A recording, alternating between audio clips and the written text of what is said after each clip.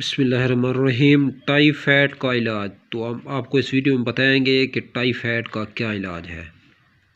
Typhoid کے مریض کی آنتوں میں زخم پڑ جاتے ہیں۔ اس مرض میں لمبے عرصے تک مریض کو مرچ مصالحوں والی غذاؤں سے پرہیز کرایا جائے، لہذا اگر مناسب مقدار میں دن میں 2-3 دفعہ شہد چٹا دیا جائے تو مریض کو جسمانی تقویت ملتی ہے۔ اس مرض میں شہد دوا اور غذا دونوں طور پر استعمال ہوتا ہے۔